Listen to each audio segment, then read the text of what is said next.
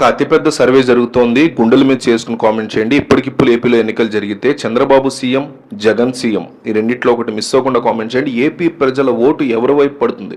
చంద్రబాబు వైపు, జగన్ వైపు. Chandrababu CM, Jagan CM.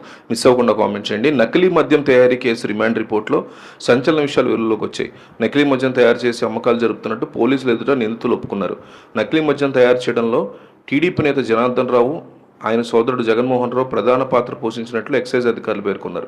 మద్యం అమ్మకాల్లో అధిక లాభాలు ఆర్జించడం కోసమే నకిలీ మద్యం తయారీ విధానాన్ని మొదలుపెట్టినట్టు నిందితుడు జగన్మోహన్ రావు ఒప్పుకున్నట్టు అధికారులు రిమాండ్ రిపోర్టు వెల్లడించారు. 4 నెలల నుంచి మలకల చెరువు ప్రాంతంలో నకిలీ మద్యం డెన్ మొదలుపెట్టినట్లు రిమాండ్ రిపోర్టులో అధికారులు పేర్కొన్నారు. 3 నెలల క్రితం ఇబ్రహీంపట్నంలో డెన్ ఏర్పాటు చేసి వివిధ వైన్ షాపులు, బెల్ట్ షాపులు, బార్లలో అమ్మకాలు జరిపినట్టు గుర్తించారు. హైదరాబాద్ చెందినటువంటి రవి అనే వ్యక్తి నకిలీ లేబుల్ తయారు చేసినట్టు పోలీసులు గుర్తించారు. ఇదంతా నకిలీ మద్యానికి సంబంధించి. ఇక ఇంకొక కేసు, ఏపీలో అన్నమయ్య జిల్లా మలకల చెరువులో బయటపడినటువంటి కల్తీ మద్యం కేసు చినికి గాలివాన్గా మారుతుంది. ఈ వ్యవహారంతో ప్రమేయం ఉన్న ఇద్దరు టీడీపీ నేతలను చంద్రబాబు సస్పెండ్ చేయడం, పోలీసులు అరెస్ట్ చేసి రిమాండ్కి పంపించడం కాస్త విపక్ష వైసీపీకి అస్త్రంగా మారింది. ఈ నేపథ్యంలో రీసెంట్గా రాష్ట్ర వ్యాప్తంగా నిరసనలు చేపట్టిన వైసీపీ రీసెంట్గా మరో కీలక నిర్ణయం తీసుకుంది. ఈ వ్యవహారం మొత్తాన్ని నేరుగా కేంద్రం దృష్టికి తీసుకెళ్లేటువంటి ప్రయత్నం చేస్తోంది. రాష్ట్రంలో తాజాగా బయటపడ్డ కల్తీ మద్యం తయారీ వ్యవహారం మీద సిబిఐ దర్యాప్తు కోరుతూ వైసీపీ ఎంపీ మిథున్ రెడ్డి కేంద్ర హోంమంత్రి అమిత్ షాకి లేఖ రాశారు.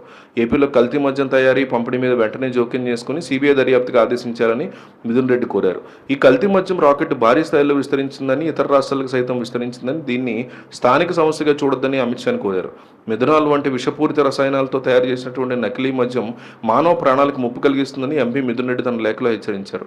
కల్తీ మద్యం వల్ల ఏపీతో పాటు పొరుగు రాష్ట్రాల్లో అనేక విష ప్రయోగాలు, మరణాలు నమోదయ్యాయని, ప్రముఖ బ్రాండ్ల లేబుళ్ల కింద విక్రయించే నకిలీ బాటిళ్ల వల్ల పేదలు ఎక్కువగా బాధితులవుతున్నారని ఆయన తెలిపారు. తాజాగా ఎన్ఫోర్స్మెంట్ తనిఖీల్లో తన నియోజకవర్గంలో అన్నమయ్య జిల్లాలో మలకల చెరువులో ఒక యూనిట్ సహా ఇతర ప్రాంతాల్లో కూడా వీటిని తయారైన గుర్తించారన్నారు.